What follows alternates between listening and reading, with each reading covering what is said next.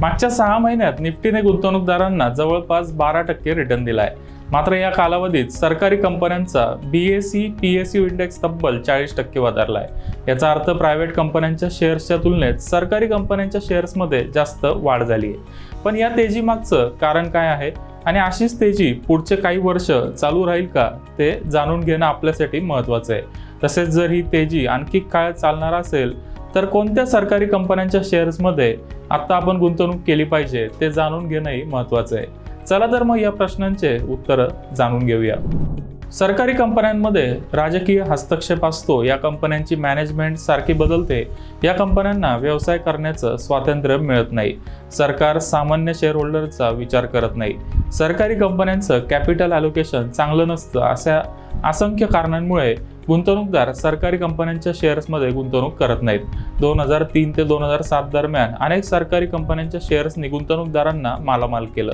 मात्र त्यानंतर 2008 ते 2020 दरम्यान PSU शेअर्समध्ये गुंतवणूकदारांना फटका बसला। त्यामुळे केवळ प्रायव्हेट कंपन्यांचे शेअर्स खरेदी करायचे, PSU शेअर्सला हात लावायचा नाही असा अलिखित नियम अनेक गुंतवणूकदारांनी केला होता। मात्र मागच्या 6 महिन्यात या शेअर्सनी दिलेला रिटर्न पाहता या स्ट्रॅटेजीचा पुनर्विचार करणं आता आवश्यक आहे। मागच्या 6 महिन्यात 8 सरकारी कंपन्यांच्या शेअर्सनी 100%पेक्षा जास्त रिटर्न दिला आहे। गुजरात गॅस वगळता इतर सर्व PSU शेअर्समध्ये गुंतवणूकदारांना पॉझिटिव्ह रिटर्न मिळाला आहे। PSU शेअर्समध्ये एवढी मोठी तेजी येण्यामागचं सर्वात महत्त्वाचं कारण म्हणजे त्यांचं व्हॅल्युएशन। मोठ्या गुंतवणूकदारांनी दुर्लक्ष केल्यामुळे अनेक सरकारी कंपन्यांचे शेअर्स 1 अंकी PE रेशोला ट्रेड करत होते। यापैकी अनेक कंपन्या चांगल्या डिव्हिडंड देतात। व्हॅल्युएशन स्वस्त असल्यामुळे या शेअर्समध्ये मोठी तेजी आली आणि ही तेजी आणखी बराच काळ चालू राहू शकते। PSU शेअर्समध्ये तेजीचं दुसरं सर्वात महत्त्वाचं कारण म्हणजे नरेंद्र मोदी सरकारने कॅपेक्सवर केलेला खर्च।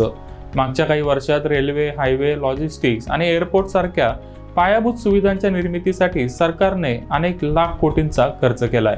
तसेच एकेकाळी डिफेन्स साहित्य इम्पोर्ट करणारा आपला देश आता सबंध जगाला तेच डिफेन्स साहित्य एक्सपोर्ट करू लागलाय। डिफेन्ससाठी लागणारं साहित्य बनवायचे अधिकार काही ठराविक सरकारी कंपन्यांकडे आहेत। सुरक्षेच्या कारणांसाठी प्रायव्हेट सेक्टरला हे साहित्य बनवण्याची परवानगी मिळणं अवघड आहे। त्यामुळे Cochin shipyard, Mazagaon dock, GRSC सारख्या शेअर्समध्ये मागच्या 1 वर्षात 100 ते 300% रिटर्न मिळालाय।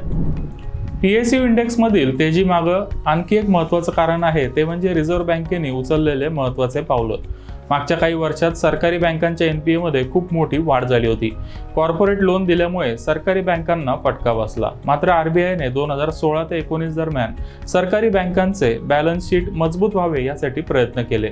त्याचा सकारात्मक परिणाम या बँकांच्या व्यवसायावर झाला। कॉर्पोरेट लेंडिंगमध्ये फटका बसल्यामुळे सरकारी बँकांनी कमी जोखीम असणाऱ्या home loan, gold loan, car loan आणि इतर कन्झ्युमर लोनवर लक्ष केंद्रित केलं। त्यामुळे त्यांचे NPA कमी झाले आणि मार्केटला या बँकांबद्दल आता विश्वास वाटू लागलाय। त्यामुळे सरकारी बँकांच्या शेअर्समध्ये मोठी तेजी आली आहे। पंजाब नॅशनल बँक, कॅनरा बँकेसारख्या अनेक सरकारी बँकांच्या शेअर्सनी गुंतवणूकदारांना मागच्या 1 वर्षात मालामाल केलंय।